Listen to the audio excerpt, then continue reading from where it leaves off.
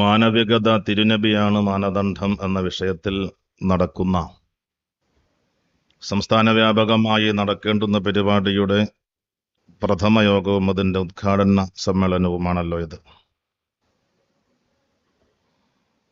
സമകാലിക ലോകത്ത് ഏറെ ശ്രദ്ധേയമായ ചർച്ച ചെയ്യപ്പെടേണ്ടുന്ന മുസ്ലിമീങ്ങളുടെ തന്നെ ശ്രദ്ധ പ്രമേയത്തിൻ്റെ ശീർഷവാചകത്തിൽ നിന്ന് അവർ ഉൾക്കൊള്ളുന്ന ആശയതലത്തിൽ നിന്ന് വളരെ വിശാലമായ ആശയതലത്തിലേക്ക് തിരിച്ച് കൊണ്ടുപോകേണ്ടുന്ന വളരെ പ്രധാനപ്പെട്ട പ്രസക്തമായ ഒരു പ്രമേയമാണ്. ഇന്ന് ലോകത്ത് വളരെയധികം ചർച്ച ചെയ്യപ്പെടുന്ന ആശയമാണ്, വിഷയമാണ്, വാക്കാണ് മാനവികത, ഹ്യൂമാനിറ്റി എന്നൊക്കെ പറയുന്നത്. അതൊക്കെ ഈ അടുത്ത കാലത്ത് മാത്രം ഉരുത്തിരിഞ്ഞു വന്ന ഒന്നാണ്. നേരത്തെ ഇവിടെ ഇതിൻ്റെ അധ്യക്ഷ ഭാഷണത്തിനും ഉദ്ഘാടന പ്രസംഗത്തിലും ഒക്കെ സൂചിപ്പിച്ചതുപോലെ ഒരു കാലത്ത് മനുഷ്യനായിട്ട് പോലും ഗണിക്കാതിരുന്ന ഒരു കാലത്ത് മാനവികതയുടെ ഒരു പരിമിതമായ അർത്ഥത്തിലാണ് ആ സംസാരം.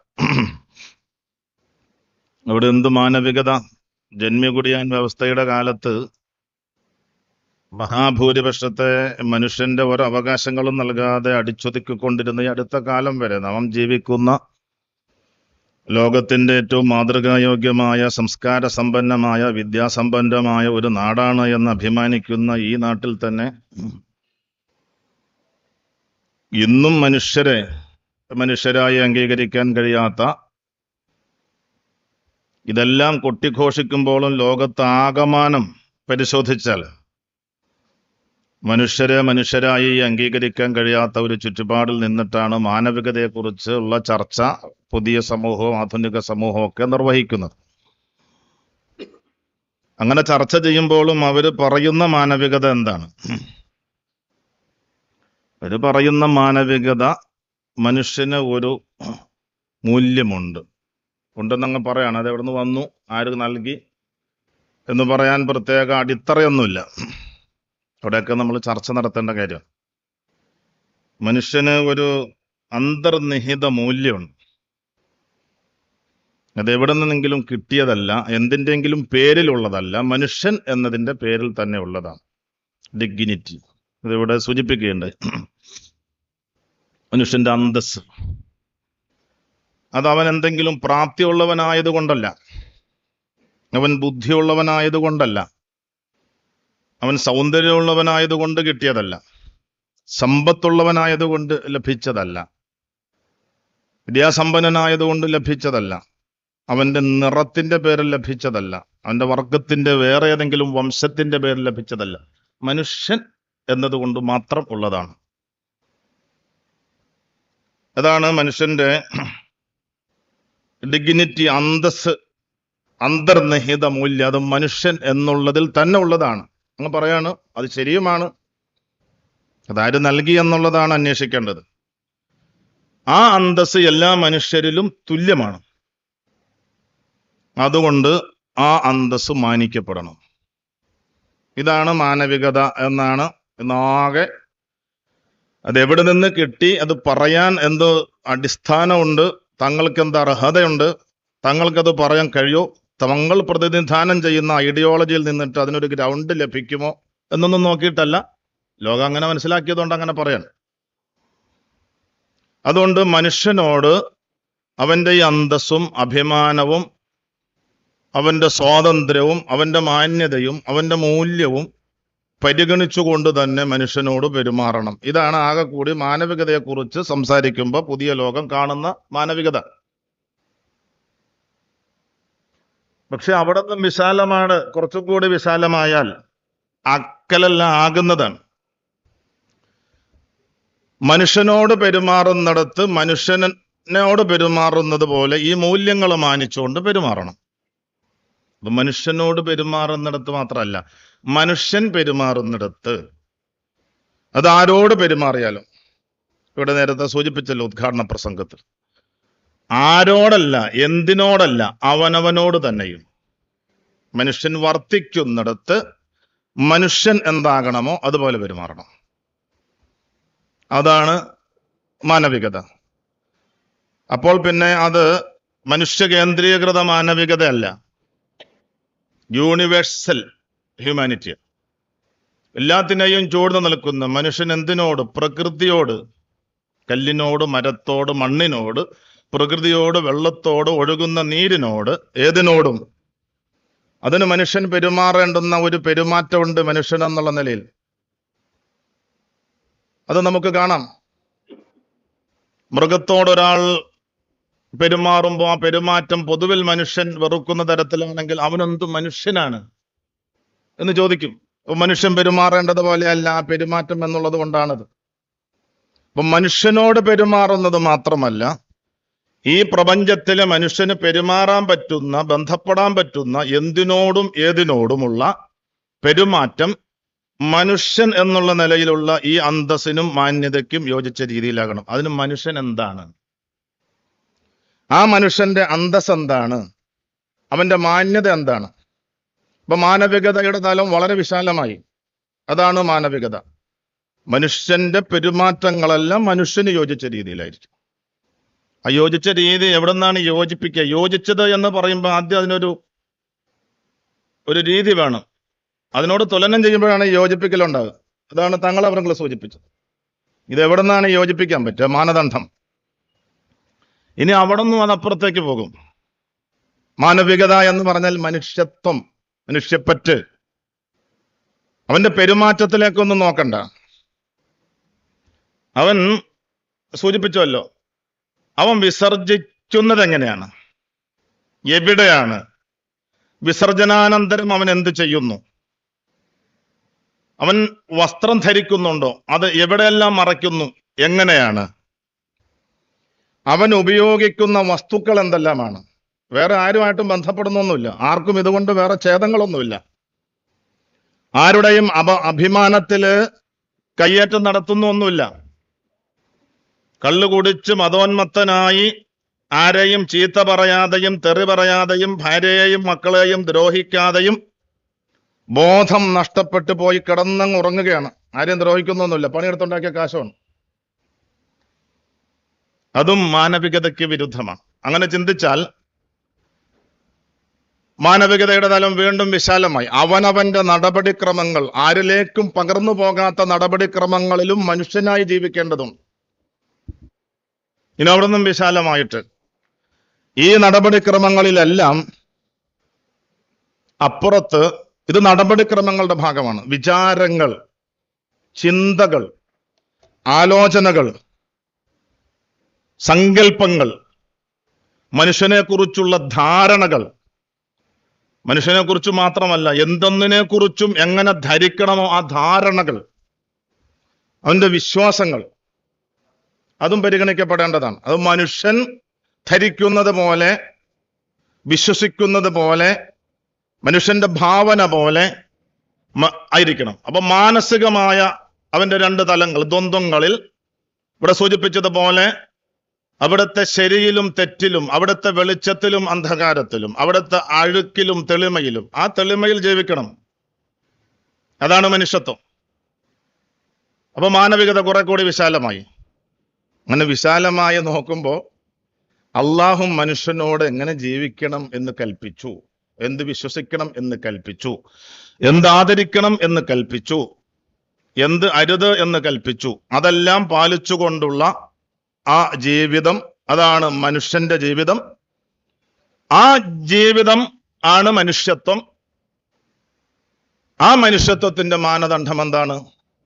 ലഖദ് കാന ലക്കും ഫീ റസൂലില്ലാഹി ഉസ്വത്തുൻ ഹസനത്ത്. അത് തിരുനബി സല്ലല്ലാഹു അലൈഹി വസല്ലമ തങ്ങളാണ്. ഇതാണിപ്പോ മാനവികത, തിരുനബിയാണ് മാനദണ്ഡം എന്ന് പറഞ്ഞ വിഷയത്തെ ചുരുക്കി 5-8 മിനിറ്റ് കൊണ്ട് പറയാൻ സാധിക്കുന്നത്. പക്ഷെ ഇന്നത്തെ ചർച്ചകൾ അവിടെയൊന്നുമല്ല. ചർച്ചകൾ ആകെ വളരെ ആദ്യം പറഞ്ഞ പരിമിതമായ തലത്തിലാണ് ചർച്ച നടക്കുന്നത്. വലിയ സംഭവങ്ങളൊക്കെ പറയുന്നത് മനുഷ്യനൊരു മൂല്യം ഉണ്ടെന്നവർ. ഇൻട്രിൻസിക് വർത്ത്, അന്തർനിഹിത മൂല്യം മനുഷ്യൻ എന്നുള്ള നിലയിൽ. ഉദാഹരണങ്ങളൊക്കെ പറയും. ഒരു വൃദ്ധൻ, അവനെ കൊണ്ട് ഇനി ലോകത്തിന് ഒരു ഉപകാരമില്ല, മരിക്കാൻ കിടക്കുകയാണ്. മാനിക്കണം.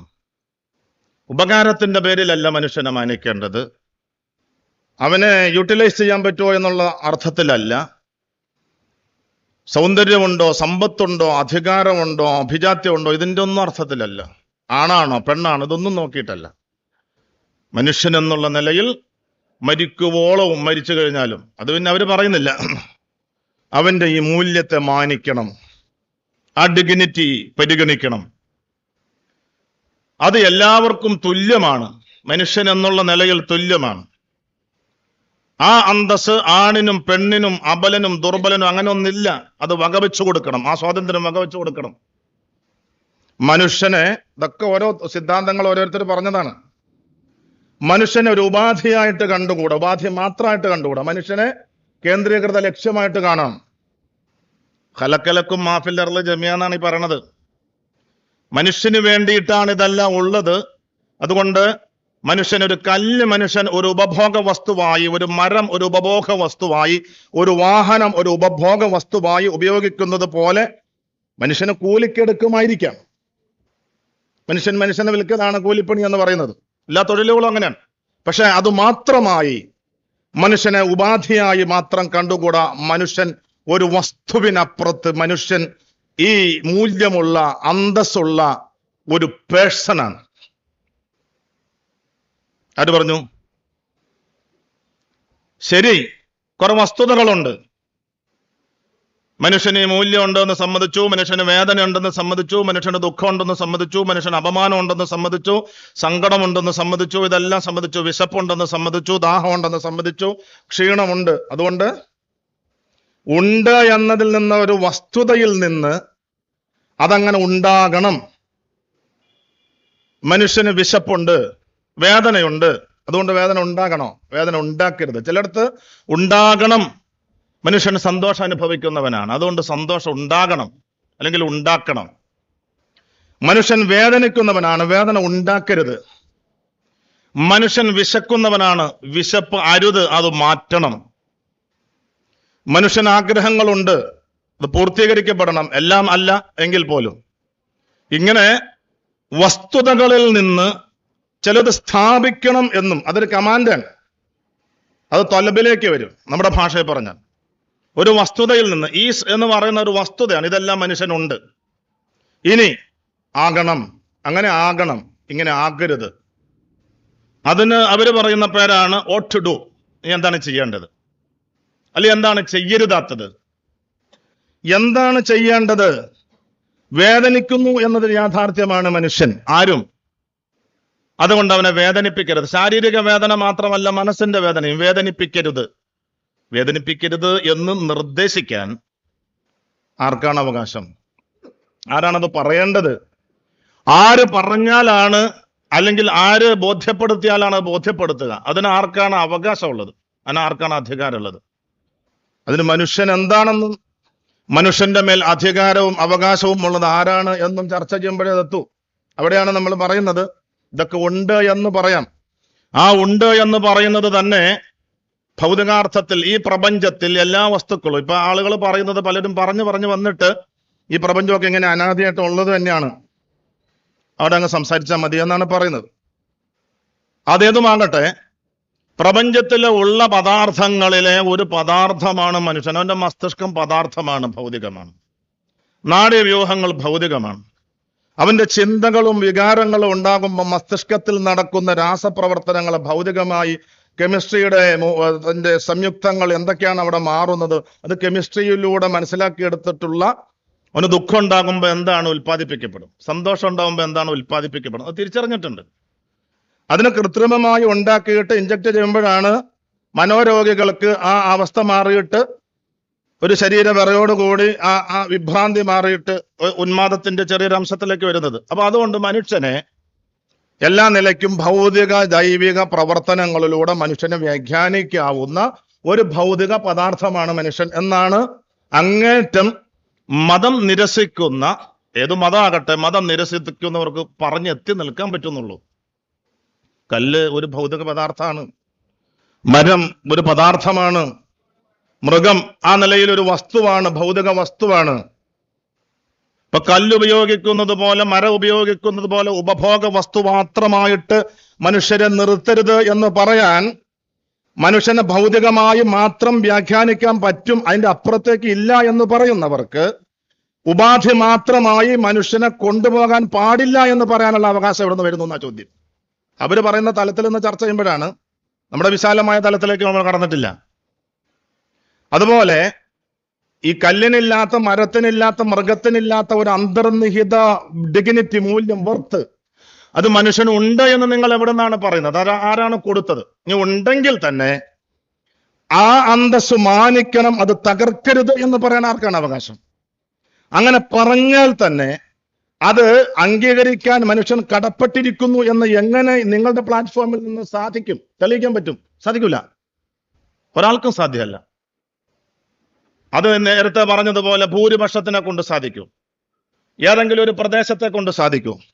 ഇമ്മാനുവൽ കാന്റ് പറഞ്ഞാൽ കാന്റിന് എന്താണെന്ന് പറയാൻ അവകാശം? ഇമ്മാനുവൽ കാന്റാണ് പറഞ്ഞത് മനുഷ്യന്റെ ഒരു ഉപഭോഗ വസ്തുവായിട്ട് മനസ്സിലാക്കി കൂടാ, അവനെ ലക്ഷ്യമായിട്ട് മനസ്സിലാക്കണം, മാർഗമായിട്ട് മനസ്സിലാക്കരുത്. അതിന് ഇമ്മാനുവൽ കാന്റും ഞാനും തുല്യല്ലേ? ഈ ഡിഗ്നിറ്റിയിൽ എല്ലാവരും തുല്യരാണെന്ന് പറഞ്ഞപ്പോൾ അത് പറയാൻ കാന്റിന് എന്താണ് അവകാശം? കാന്റ് പറഞ്ഞാൽ അംഗീകരിച്ചോളുന്ന ആർക്കാണ് ബാധ്യത? അപ്പൊ മനുഷ്യനോട് ഇത് പറഞ്ഞാൽ ഈ അരുത് എന്നും വേണമെന്നും ആകണമെന്നും ആകരുത് എന്നും പറയുമ്പോഴാണല്ലോ ഇത് സ്ഥാപിക്കപ്പെടുക. അങ്ങനെ സ്ഥാപിക്കപ്പെടാൻ അതിനേതാണ് മാനദണ്ഡം? അതിന് മനുഷ്യന്റെ സ്രഷ്ടാവായ അള്ളാഹുവാണ് അതിന്റെ അധികാര കേന്ദ്രം. അതെങ്ങനെ ആകണം എന്നത് അള്ളാഹു മനുഷ്യകുലത്തിലേക്ക് പഠിപ്പിക്കാൻ അതിന്റെ ഏറ്റവും സമ്പൂർണമായ രൂപമായിട്ടാണ് തിരുനബി സല്ലല്ലാഹു അലൈഹി വസല്ലമ തങ്ങളെ നിയോഗിച്ചിട്ടു. അവിടെ അരുത് എന്ന് പറഞ്ഞാൽ ആ അരുത് പ്രാവർത്തികമാക്കുന്നതാണ് മാനവികത. ആകണം എന്ന് പറയുന്നത്, ആ ആകണം എന്ന് പറയുന്നത് പ്രാവർത്തികമാക്കുന്നതാണ് മനുഷ്യത്വം. മാനവികത എന്ന് പറയുന്നത് വികാരമല്ല. വികാരത്തിന് അവിടെ സ്ഥാനമൊക്കെ ഉണ്ടായിരിക്കാം, വികാരപരമായിരിക്കാം. ഇപ്പൊ നേരത്തെ പറഞ്ഞില്ലേ, വാഹനം പിടിച്ച് കിടക്കുന്ന ഒരാള്. ഇവിടെ എന്ത് കൊലവിളി, ഏത് വർഗീയതയുടെ, ഏത് രാഷ്ട്രീയ പാർട്ടിയുടെ സ്റ്റേജുകളിൽ കയറി നിന്നിട്ട് വിഭാഗീയതയുടെ കൊലവിളി നടത്തിയാലും ഒരു വാഹനാപകടം, ഇപ്പോഴും നമ്മൾ പറയാറുള്ള ഒരു ഉദാഹരണമാണ്, ഒരു വാഹനാപകടം സംഭവിച്ചാൽ അവിടെ പിന്നെ ഈ വ്യത്യാസങ്ങളൊന്നുമില്ല, എല്ലാവരും വരും.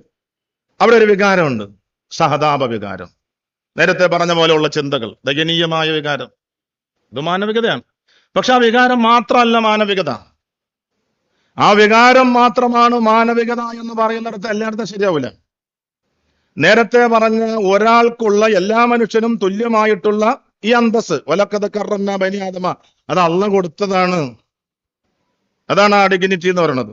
നമുക്കത് പറയാൻ അവകാശമുള്ളൂ, അത് അള്ളാഹുവിന് അധികാരമുള്ളൂ, അത് നബിയിലൂടെ പ്രാവർത്തികമാകൂ. ആ മാനദണ്ഡം നബിയെ നോക്കി പഠിച്ചേ പറ്റൂ. അല്ല നിങ്ങൾ അങ്ങടെ അന്തസ്സുണ്ടെന്ന് പറഞ്ഞാൽ നിങ്ങൾക്കത് പറയാൻ അവകാശം എന്താണെന്ന് ചോദിച്ചാൽ ഒരു മറുപടി ഇല്ല. അത് അള്ളാഹു നൽകിയതാണ്. ബനു ആദമിന് ആ ഒരു കറാമത്ത്, ആ അന്തസ് നൽകിയിട്ടുണ്ട്. അതുകൊണ്ട് അവനെ കാണുമ്പോൾ വേദന ഉണ്ടാകും, വിഷമം ഉണ്ടാകും. ആ അന്തസ്, ഒരാളുടെ എല്ലാ അന്തസ്സും അത് നിലനിർത്തുന്നതിന് പകരം അയാളുടെ അസ്തിത്വം തന്നെ ഒരാൾ അകാരണമായി അത് അനുവദനീയമല്ലാതെ തികച്ചും അക്രമപരമായി അങ്ങ് വെട്ടിക്കൊന്ന് പിച്ചി ചീന്തി കഷണങ്ങളാക്കി വെട്ടിമുറിച്ച് പാക്കറ്റുകളിലാക്കി മനുഷ്യന്റെ കുടിവെള്ള സ്രോതസ്സിൽ കൊണ്ടുവന്നിട്ട് ചതിയാൽ അങ്ങ് കൊന്നുകളഞ്ഞു. എന്നിട്ട് ഇയാൾ പിടിക്കപ്പെട്ടിരിക്കുകയാണ്. ഈ പിടിക്കപ്പെട്ട ആൾക്ക് ഈ ഡിഗ്നിറ്റി ഉണ്ടോ? ഇല്ല. മറ്റൊരാളുടെ ഡിഗ്നിറ്റിയെ, അന്തസ്സിനെ അകാരണമായി ക്രൂരമായി തകർത്തവന് ആ തകർന്നതോടുകൂടി ഇവന്റെ അന്തസ്സ് തീർന്നു. പക്ഷെ ലോകം എന്ന് പറയുന്നത് അങ്ങനെ ഏത് കുറ്റത്തിലും പിടിക്കപ്പെട്ടവന് ഇരയുടെ അന്തസ്സിനെ കുറിച്ച് ഒരു ചർച്ച ഇവിടെ ഇല്ല. വേട്ടക്കാരന്റെ അന്തസ്സാണ് ഇവിടെ ചർച്ച. കുറ്റവാളിക്ക് എന്ത് അന്തസ്സാണുള്ളത്? അത് നിയമവിധേയമായിട്ടാണ് കേട്ടോ. കുറ്റം തെളിയിക്കപ്പെടണം. ആ കുറ്റവാളിയെ ശിക്ഷിക്കുന്നത് വ്യക്തികളല്ല, അത് ഭരണകൂടമാണ്. അതെല്ലാ വ്യവസ്ഥകളൊക്കെ ഉണ്ട്. അതല്ലാതെ വ്യക്തികൾ നിയമം കൈയാളുക എന്നുള്ള അർത്ഥത്തിനല്ല. അത് പറയുമ്പോ ഈ പുതിയ മാനവികതയുടെ അപ്പോസ്തലന്മാരുടെ കയ്യടിക്ക് വേണ്ടി ഇതാണ് മാനവികത. നിഷ്കരുണം കൊത്തി നുറുക്കി കുടിവെള്ള സ്രോതസ്സിലിട്ടിട്ട് ആ മലിനജലം മാസങ്ങളോളം മനുഷ്യനെ കുടിപ്പിച്ച ക്രൂരയായ ഒരു പെണ്ണിന്റെ അന്തസ്, ഹോമോണിന്റെ അന്തസ് മാനവികമായ പക്ഷത്ത. അടുത്തിരിക്കുന്നവനോട് സലാം പറയൂല, മുസ്ലിമിനോട്, പഠിപ്പിച്ച ഉസ്താദിനോടുള്ള ഇഹ്തിറാമും ഇക്റാമും പോലും നഷ്ടപ്പെടുത്തിയിട്ടുണ്ടാകും. പ്രതിനിധാനം ചെയ്യുന്ന ആശയത്തിന്റെ വക്താക്കളെ നേരെ പോലും തിരിഞ്ഞു നോക്കാൻ പറ്റിയിട്ടുണ്ടാവില്ല. അപ്പോഴാണ് ഈ പറയുന്ന മാനവികത പറയുന്നത്. അതുകൊണ്ട് മാനവികത ഒരു വികാരത്തിന്റെ മാത്രം പേരല്ല. അതുകൊണ്ടാണ് പറയുന്നത് മാനവികത ഈ നിയമത്തിലൂടെ മനുഷ്യൻ എന്തെല്ലാം എങ്ങനെയെല്ലാം ആകണം, ആകരുത്, നടപ്പിലാക്കണം എന്നുള്ളതിന്റെ ആകത്തുകയിൽ നമ്മൾ പറയുന്നതാണ് മാനവികത എന്ന് പറയുന്നത്. അങ്ങനെ നമ്മൾ പരിശോധിച്ച് നോക്കുമ്പോൾ ഇത് പറയാൻ അള്ളാഹു സൃഷ്ടിച്ചതാണ് മനുഷ്യനെ, ആ മനുഷ്യന്റെ മാർഗദർശിയായിട്ട് അയച്ചതാണ് നബിമാരെ. ആ നബിമാരിലെ സമ്പൂർണ്ണ മനുഷ്യൻ എന്താകണം എന്നൊരു ലക്ഷ്യത്തിലാണല്ലോ അള്ളാഹു സൃഷ്ടിക്കുക. ആ എന്താകണം എന്നതിനൊരു പതിപ്പ് അള്ളാഹു തന്നെ കാണിച്ചു കൊടുത്തിട്ട് ഇതിനോട് നിങ്ങൾ ടാലിയാക്കി നോക്കുക, ഇതിനോട് ഒക്കുന്നുണ്ടോ എങ്കിൽ അത് മനുഷ്യനാണ്, യഥാർത്ഥ മനുഷ്യൻ. പൂർണ്ണമായി ആകാൻ കഴിയില്ല മനുഷ്യന്. ഈ മാനദണ്ഡത്തിലൂടെ അല്ലാതെ മാനവികതയെക്കുറിച്ച് സംസാരിക്കാൻ ലോകത്താർക്കും സാധ്യമല്ല. പിന്നെ പറയുന്നതും പറഞ്ഞു നടക്കുന്നതും എല്ലാം മനുഷ്യന് മൃഗങ്ങളെ പോലെ ആയിക്കൂടെ? നമ്മൾ നേരത്തെ പറഞ്ഞ ഒരുപാട് ഉദാഹരണങ്ങൾ. വിശാല മാനവികത എന്ന് പറയുന്നത് അവനവന്റെ ജീവിതത്തിന്റെ സംസ്കാരത്തെ കൂടി ഉൾക്കൊള്ളുന്നതാണ്.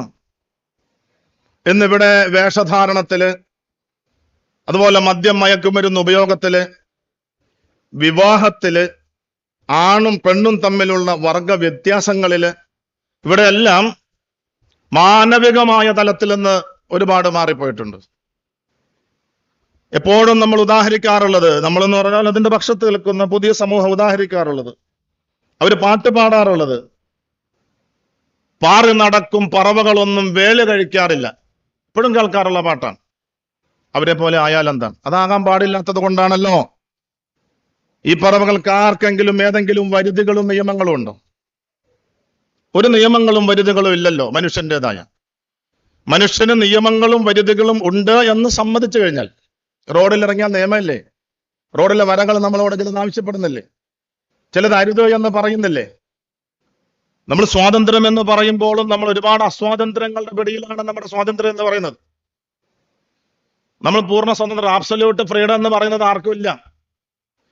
മൈ ബോഡി മൈ ചാൻസ് എന്ന് പറഞ്ഞിട്ട് സ്വാതന്ത്ര്യം, എന്റെ സ്വാതന്ത്ര്യം ഹനിച്ചുകൂടാ, എന്റെ സ്വാതന്ത്ര്യത്തെ ചോദ്യം ചെയ്യുന്നത് അമാനവികമാണ് എന്ന് പറയുന്നവരോട് അങ്ങനെ ഒരു ആബ്സല്യൂട്ട് ഫ്രീഡം മനുഷ്യനില്ല എന്ന് നമ്മൾ പറയേണ്ടി വരും. ഇതിനെല്ലാം ഇവർ മാതൃകയാക്കുന്നത് മൃഗങ്ങളാണെങ്കിൽ ആ മൃഗങ്ങളെ വെച്ചിട്ട് നമ്മൾ താരതമ്യം ചെയ്താൽ നേരത്തെ പറഞ്ഞ ഈ ഡിഗ്നിറ്റിയെ കുറിച്ചോ, അല്ലെങ്കിൽ അത് ആ അന്തസ്സ് മാനിക്കണമെന്നോ, അല്ലെങ്കിൽ അരുതായ്മ ചെയ്യരുത് എന്നോ പറയാൻ അവകാശമുണ്ടോ? കാട്ടിലെ കടുവയോട് മാനിനെ പിടിച്ചത് അത് മാനവികമല്ലല്ലോ, പിന്നെ കടുവയികമാകണം. അത് കടുവയികം അങ്ങനെ തന്നെയാണ്. അത് അരുത് എന്നാരെങ്കിലും പറയുന്നുണ്ടോ? നമ്മൾ വാങ്ങുന്ന ഒരു അയലക്കകത്തൊരു ചെറിയ കൊഴുവ ഉണ്ടാകും, അല്ലെങ്കിൽ ഒരു നത്തോലി ഉണ്ടാവും, അതൊരു അരുതായ്മയാണെന്ന് ആരും പറയുന്നില്ല. അതാണ് പ്രകൃതിയുടെ നിയമം. Survival of the fittest. കഴിവുള്ളവൻ അതിജയിക്കും. അതിനെ നോക്കിയിട്ടാണ് മനുഷ്യൻ ജീവിക്കേണ്ടത് എന്ന് പാടി നടക്കുന്നവര്, അവർക്കിതൊന്നും പറയാൻ, പ്രകൃതിയിൽ നിന്ന് മനുഷ്യനോട് ഒരു മാനവികതയുടെ നിയമം ഈ പ്രകൃതി നിയമത്തിൽ നിന്ന് വായിച്ചെടുക്കാൻ സാധ്യമല്ല. അതിന് പുറത്തുനിന്ന് നിയമം വരണം. ആ നിയമവും അതിന്റെ സ്രോതസ്സും അതിന്റെ മാതൃകയും തിരുനബി സല്ലല്ലാഹു അലൈഹി വസല്ലമ തങ്ങളാണ്. മനുഷ്യനെ സംബന്ധിച്ചിടത്തോളം മനുഷ്യന്റെ അത് പ്രത്യേകം പഠിപ്പിക്കപ്പെടുകയും കൂടി വേണം. മൃഗങ്ങൾ അവരുടെ വഴിയിലൂടെ പോകുകയാണ്. ഇങ്ങനെ നമ്മൾ ഇസ്ലാമികമായി അള്ളാഹുവിന്റെ നിർദ്ദേശപ്രകാരം ഒരു മനുഷ്യൻ അവന്റെ വ്യക്തി ജീവിതത്തിലും കുടുംബ ജീവിതത്തിലും സമൂഹത്തിലും വിശാലമായ സമൂഹത്തിലും എല്ലാം മനുഷ്യൻ ജീവിക്കുമ്പോൾ ഈ എല്ലാ വിശാലതകളും ഈ എല്ലാ ഇതിന്റെ ഉപഭാഗങ്ങളും ഉൾക്കൊണ്ടുകൊണ്ട് മനുഷ്യൻ ആരാകണം എന്ന് ചിന്തിച്ച് ആ അരുതുകളും ആ അതിരുകളും ആ വിലക്കുകളും ആ വിലങ്ങുകളും ആ നിയമങ്ങളും ആ നിർദ്ദേശങ്ങളും ആ മറകളും ആ മതിലുകളും ആ സ്വാതന്ത്ര്യങ്ങളും അതിനനുസൃതമായ സ്വാതന്ത്ര്യങ്ങളും ഉപയോഗിച്ചുകൊണ്ട് ജീവിക്കുന്ന ഒരു മനുഷ്യൻ ആരാണോ അവനാണ് മാനവികൻ. ഇത് പറയുമ്പോ ചിലപ്പോ കൊല്ലുന്നത് മാനവികമാകും. ആളുകൾ ചോദിക്കും, നേരത്തെ നമ്മൾ സൂചിപ്പിച്ചല്ലോ, മനുഷ്യനല്ലാത്ത എന്തിനോടും ഏതിനോടും ഉള്ള ഇടപാടുകൾ, അവന്റെ ഈ പ്രതികരണങ്ങൾ അല്ലെങ്കിൽ അവന്റെ പെരുമാറ്റം, ആ പെരുമാറ്റങ്ങൾ മാനവികമാകണം. അതുകൊണ്ട് ഒന്നിനും കൊല്ലരുത്, ഒരു ജീവനെയും ഹനിക്കരുത്. ശരിയാണ്. പക്ഷെ പല്ലിനെ കൊല്ലണം എന്ന് പറഞ്ഞിട്ടുണ്ട്, പാമ്പിനെ കൊല്ലണം എന്ന് പറഞ്ഞിട്ടുണ്ട്. പാമ്പിനെ കൊല്ലണമെന്ന് പറഞ്ഞാൽ മനുഷ്യന്മാർക്ക് ഒരുമാതിരിയൊക്കെ മനസ്സിലാവും. വികാരമല്ല മാനവികത, കരുണ മാത്രമല്ല മാനവികത, നമ്മൾ നേരത്തെ പറഞ്ഞു വെച്ചത് അതുകൊണ്ടാണ്. മാനവികത ഒരു കമാൻഡാണ്, മനുഷ്യനെ സൃഷ്ടിച്ച പടച്ച തമ്പുരാന്റെ കമാൻഡാണ്. അത് മനുഷ്യൻ എങ്ങനെ ആകണമെന്ന് എല്ലാത്തിനെയും സൃഷ്ടിച്ച അള്ളാഹുവിന് അറിയാം മനുഷ്യൻ എന്തിനോട് എങ്ങനെയെല്ലാം വർത്തിക്കണം. അതുകൊണ്ട് നമ്മുടെ മനസ്സിൽ തോന്നുന്ന താൽക്കാലിക വികാരങ്ങളായിരിക്കണം ആ ഭൂതതയും ആ അനുഭൂതിയും അല്ലെങ്കിൽ ആ കാരുണ്യമൊക്കെ ആയിരിക്കണം, അതിനനുസരിച്ചുള്ള ഒന്നായിരിക്കണം മാനവികത എന്ന് നിശ്ചയിച്ചുകൂടാ. അങ്ങനെ നിശ്ചയിച്ചവരാണ്. ഇന്നിപ്പോ പാമ്പിനെ ഒന്നും കൊല്ലാൻ പറ്റൂല. ഇവിടെ നിന്ന് അണലീനെ പിടിച്ചിട്ട് അപ്പുറം കൊണ്ടുപോയി വിടും, അത് അപ്പുറത്തുകൂടി വന്ന് വീണ്ടും ഇപ്പുറത്ത് വരും. അള്ളാഹു ഇവിടെ ഒരു ഇക്വിലിബ്രിയം സൃഷ്ടിച്ചു വെച്ചിട്ടുണ്ട്, ഒരു ഇക്വലൻസ് സൃഷ്ടിച്ചു വെച്ചിട്ടുണ്ട്. കൊല്ലാൻ പറഞ്ഞ പടച്ച തമ്പുരാൻ കൊന്നാലും ഇതിന് എന്തൊരു ആവശ്യത്തിന് സൃഷ്ടിച്ചിട്ടുണ്ട്, അത് പിന്നെ ഉണ്ടായിക്കൊണ്ടിരിക്കും എന്നതുകൊണ്ട് തന്നെയാണ് കൊല്ലാൻ പറഞ്ഞിട്ടുള്ളത്. അത് അതിൻ്റെതായ ദൗത്യം, ആ സർക്കിള് അങ്ങനെ നടന്നുകൊണ്ടിരിക്കുന്നുണ്ട്. പക്ഷെ മനുഷ്യന്റെ നിയമങ്ങൾ അനുസരിച്ച് ഇന്നിപ്പോ കൊന്നുകൂടാ. കൊല്ലണം എന്ന് പറഞ്ഞതിന് ഇതെന്തും മനുഷ്യനാണ്, പാവം ജീവിന് മനുഷ്യനാണ്, മനുഷ്യത്വം, അനക്ക് മാനവികതയുണ്ട്. മൂർഖനെ കൊന്നോട്ടെ. മൂർഖൻ എന്ന് പറഞ്ഞ പാമ്പ്. ചേരയെ എന്തിനു കൊല്ലണം? എലി പിടിക്കുന്നതല്ലേ, അവിടെ നിന്നൊക്കെ പോകട്ടെ. പല്ലി ഒരു പാവം ജീവിയല്ലേ. അത് ഇസ്ലാമിന്റെ പുറത്തു നിൽക്കുന്നവര് മാത്രമല്ല, അകത്തുള്ളവര് പോലും പറഞ്ഞു പല്ലിയെ കൊല്ലണം എന്ന് പറഞ്ഞത് ഖുർആൻ വിരുദ്ധമാണ്. അവിടെ വികാരമല്ല, കരുണ മാത്രമല്ല മാനവികത എന്ന് നമുക്കവിടെ തെളിയുകയാണ്. അതുപോലെ അപ്പൊ എന്താണോ, എന്തിനെ കൊല്ലണം എന്നാണോ പറഞ്ഞത്, അതാണ് മനുഷ്യന്റെ പ്രകൃതി, അതാണ് മനുഷ്യൻ ചെയ്യേണ്ടത്. ഇനി കൊല്ലാൻ പറഞ്ഞിട്ടുണ്ട്, ആ കൊല്ലാൻ പറഞ്ഞതിലുണ്ട് ഒരു മാനവികത. അറുക്കാൻ പറഞ്ഞിട്ടുണ്ട്, ഇപ്പൊ ആളുകൾക്ക് അറുത്തുകൂടാ, ഭക്ഷണം കഴിച്ചുകൂടാ, മൃഗത്തെ ഒന്നും കൊന്നുകൂടാ. പാവമല്ലേ? ശരിയാണ്, പാവമൊക്കെ തന്നെയാണ്. അതുകൊണ്ടാണ് നേരത്തെ പറഞ്ഞത് മനുഷ്യ കേന്ദ്ര ജൈവ ആവാസ വ്യവസ്ഥയുടെ, പ്രകൃതിയുടെ കേന്ദ്ര ബിന്ദു മനുഷ്യനാണ്. മനുഷ്യനിലേക്ക് നോക്കിയിട്ട് വേണം ബാക്കിയുള്ളതിനൊക്കെ ഉപയോഗിക്കാൻ. അതുകൊണ്ട് അറുക്കേണ്ടതിനെ മനുഷ്യന്റെ ഉപഭോഗ വസ്തുവായിട്ട് അറുക്കണം, ചിലപ്പോൾ കൊല്ലേണ്ടതിനെ കൊല്ലണം, അറുക്കാതെ ഉപയോഗിക്കാവുന്നതിനെ അങ്ങനെ ചെയ്യാം. അത് ചിലപ്പോൾ മരണം, ജീവൻ പോകുന്നതിന് മുമ്പ് പടയ്ക്കും. ഇതൊക്കെ ശരിയാണ്.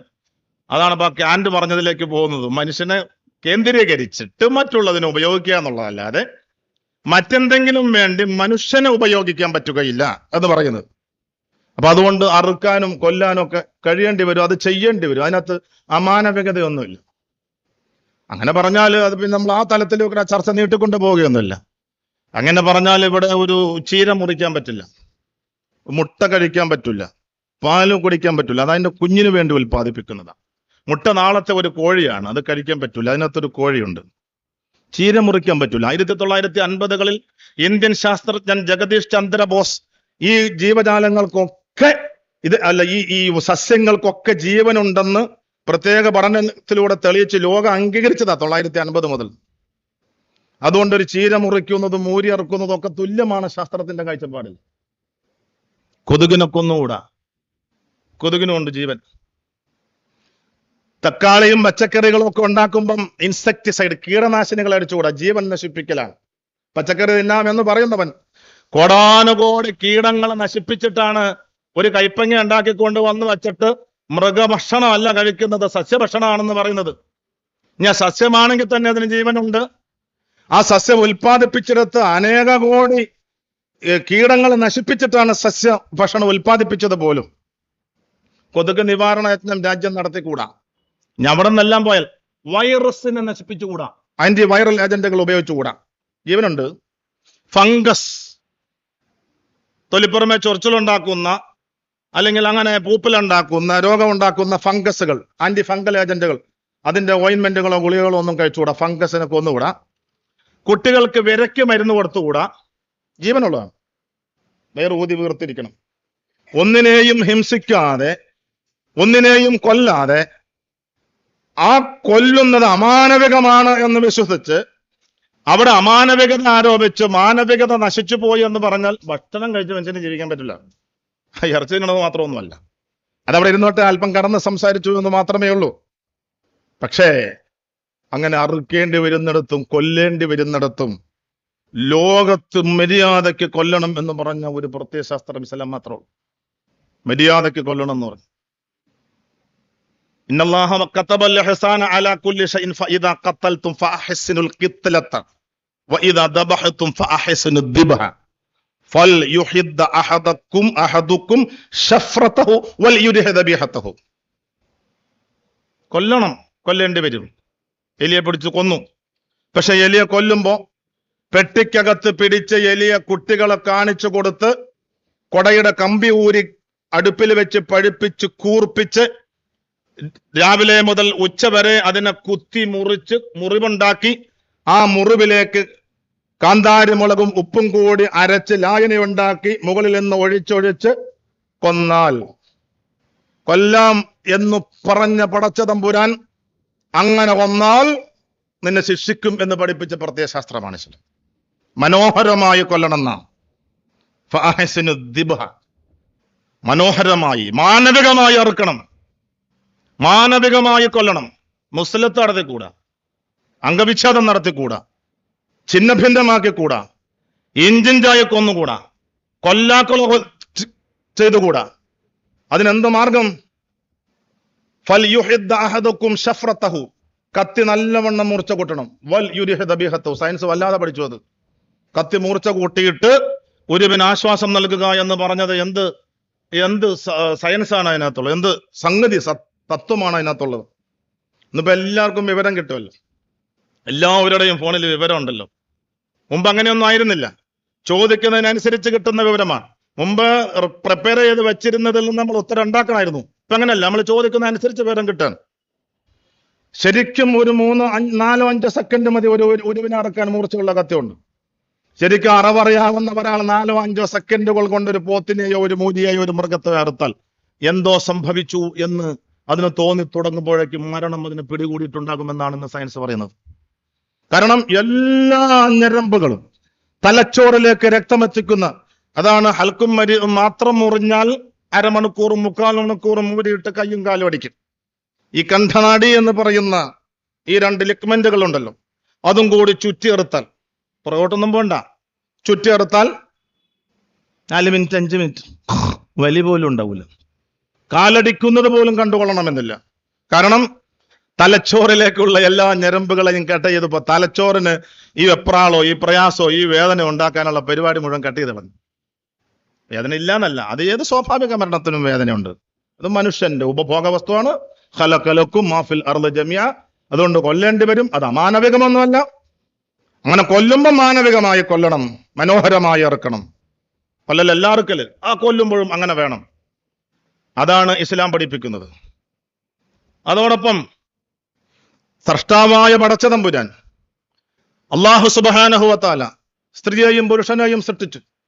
ഇസ്ലാം പറയുന്നത്, അള്ളാഹു പറയുന്നത്, അള്ളാഹുവിന്റെ അടുക്കലുള്ള തത്തുല്യമായ സ്ഥാനം എന്ന് പറയുന്നത് കൊണ്ട് ഐഡന്റിക്കാലിറ്റി എന്ന് പറയുന്ന എല്ലാ നിലയിലും ബാധ്യതകളും ഉത്തരവാദിത്വവും ഭൗതിക ലോകത്ത് തുല്യമാകണം. ഇത് രണ്ടും സമമല്ല.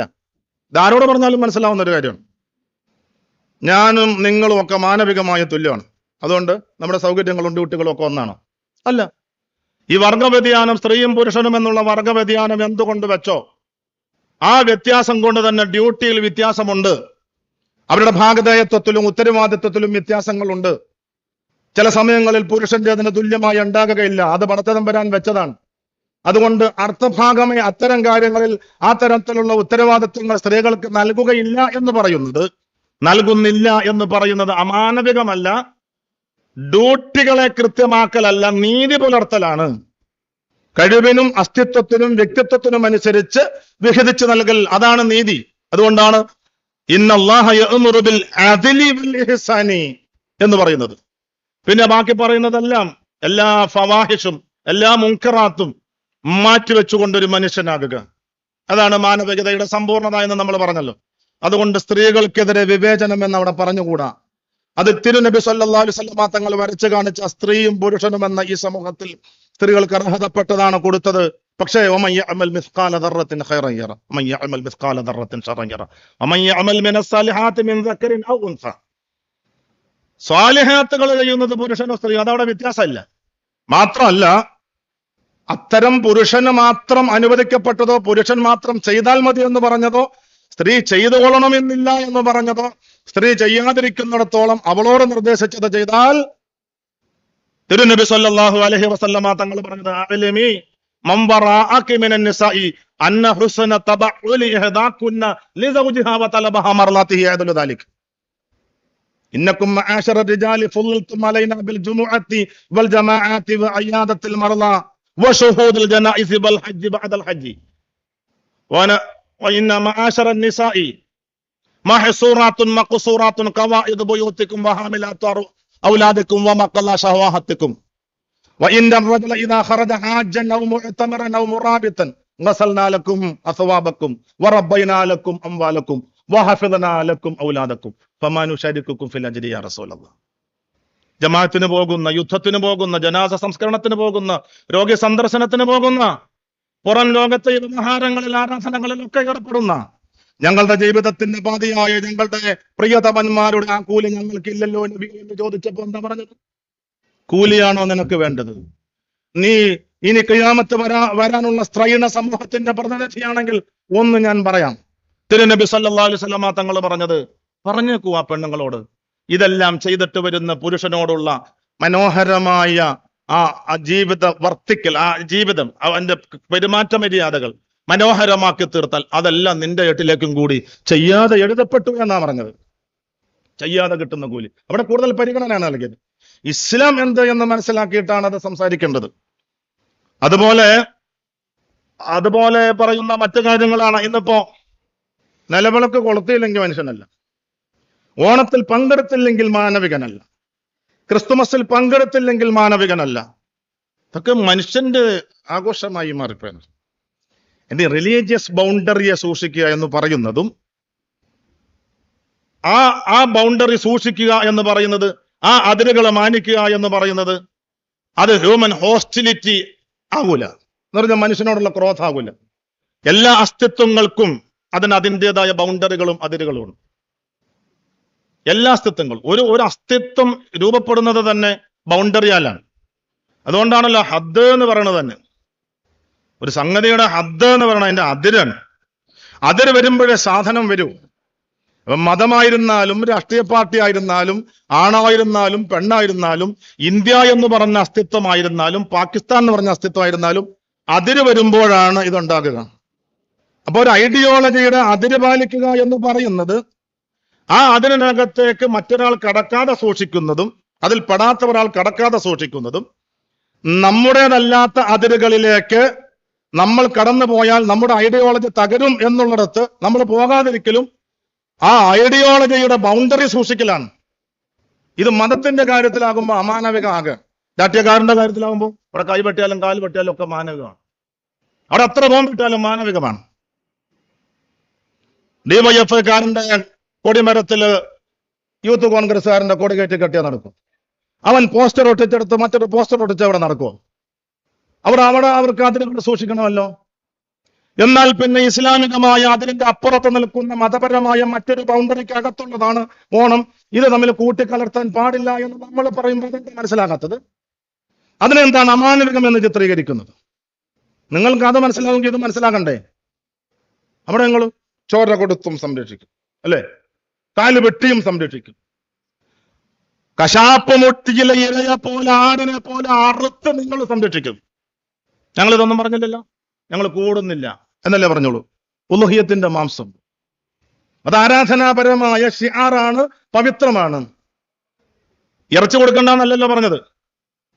പള്ളിപ്പറമ്പിലടുത്ത് പോത്തോ മൂരിയാണ്, നീ ആട് മേടിച്ചു കൊടുത്തോ മറിയാൻ വെച്ചടത്തേക്ക്.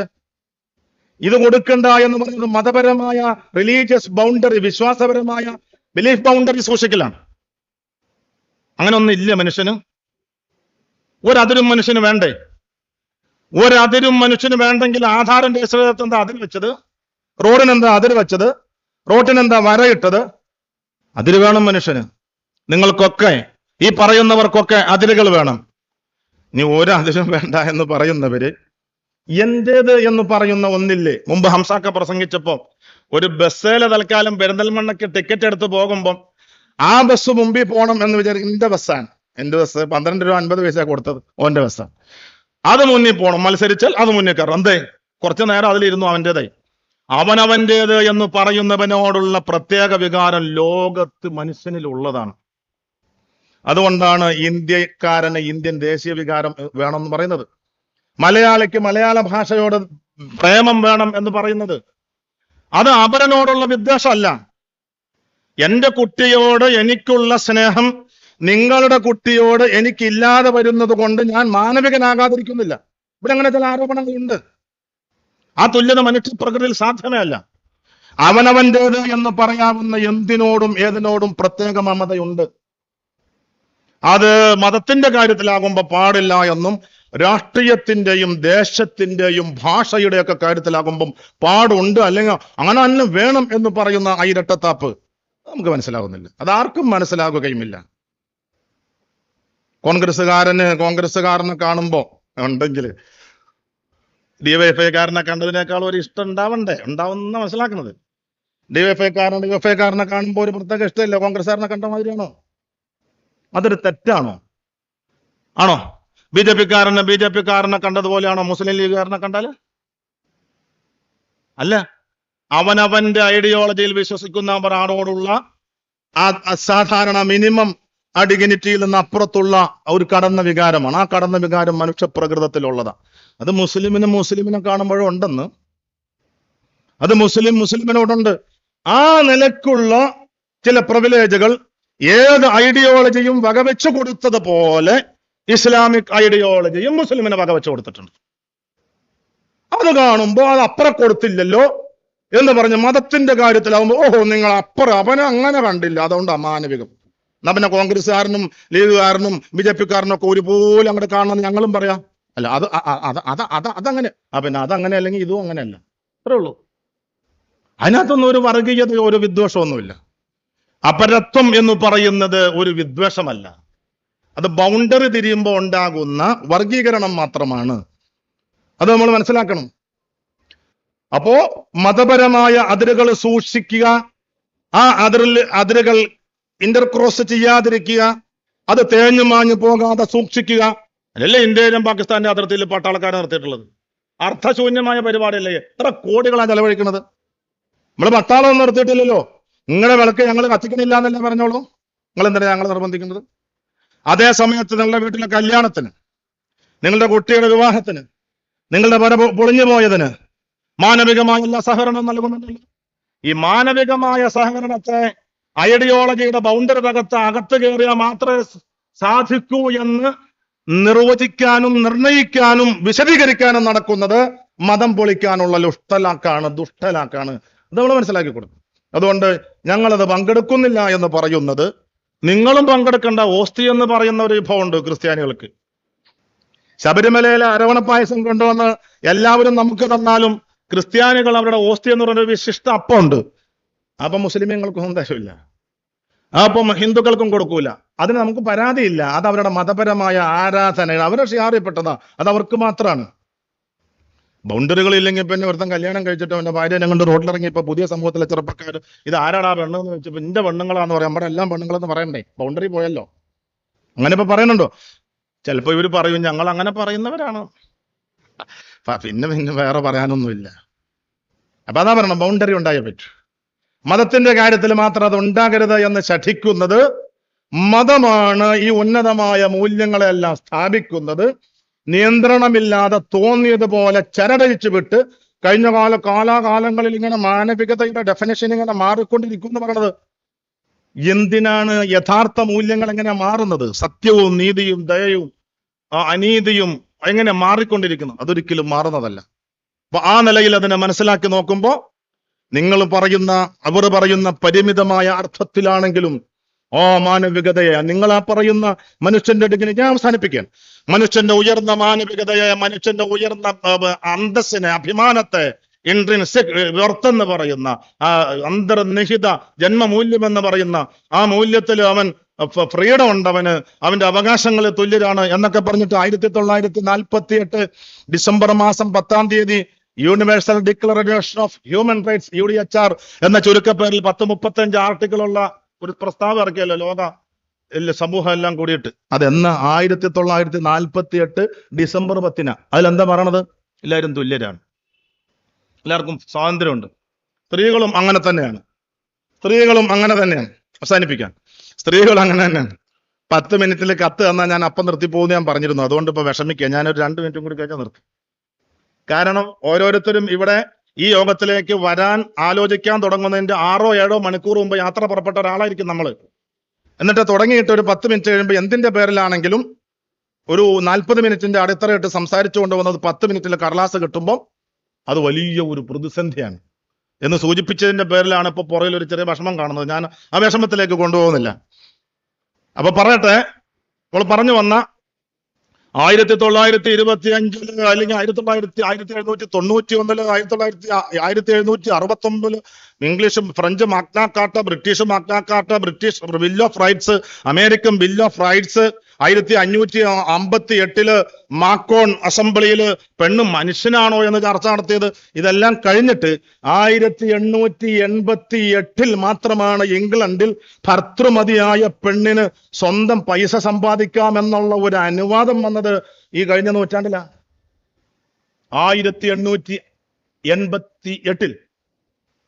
അതിന്റെ 1000 ആണ്ടുകൾക്ക് മുമ്പ് തിരുനബി സല്ലല്ലാഹു അലൈഹി വസല്ലമ തങ്ങളുടെ മാനവികതയുടെ സമ്പൂർത്തീകരണത്തിന്റെ ഹജ്ജിൽ അലാ ഇന്ന ദിമാഅകും വഅംറാലകും വഅറാലകും വഅംവാലകും ബൈനകും ഹറാം എന്ന് പറഞ്ഞ് നിങ്ങളുടെ ജീവൻ, നിങ്ങളുടെ അഭിമാനം, നിങ്ങളുടെ സമ്പത്ത് പരസ്പരം മാനിക്കപ്പെടേണ്ടതാണ് എന്ന് പറഞ്ഞ് സ്ത്രീകളെ, നിങ്ങൾ അള്ളാഹുവിനോട് കരാർ ചെയ്ത് വാങ്ങിയ അമാനത്തുകളാണ്, മര്യാദയ്ക്ക് നോക്കിക്കൊള്ളണം എന്ന് പറഞ്ഞ് സാമ്പത്തിക വിശുദ്ധിയെക്കുറിച്ച് സംസാരിച്ച്, മാനവികതയെക്കുറിച്ച്, ഇവരീ പറയുന്ന മാനവികതയുടെ എല്ലാ വശങ്ങളെയും ഉൾക്കൊള്ളിച്ച് സംസാരിച്ചിട്ട് അലാ കുല്ലു അംദിൻ മിൻ ഉമൂരിൽ ജാഹിലിയത്തി മൗദൂഉൻ തഹത ഖദമയ്യ ഹതൈൻ.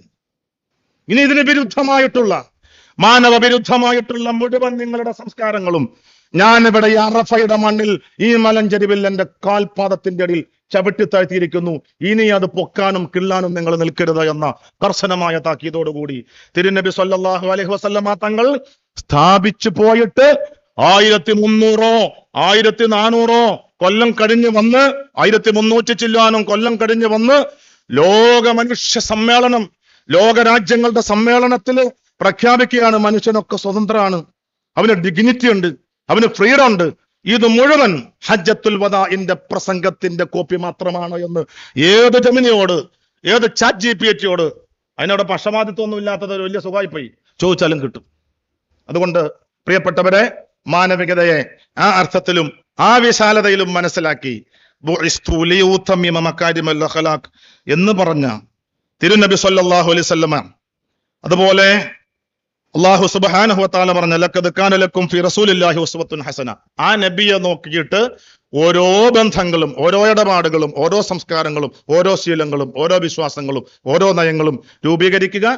അത് തന്നെയാണ് മാനവികത, അത് തന്നെയാണ് മാനവികതയുടെ മാനദണ്ഡവും. അല്ലാഹു തആല നമ്മളെ കാര്യം മനസ്സിലാക്കാനും ഉൾക്കൊള്ളാനും സഹായിക്കുമാറാകട്ടെ.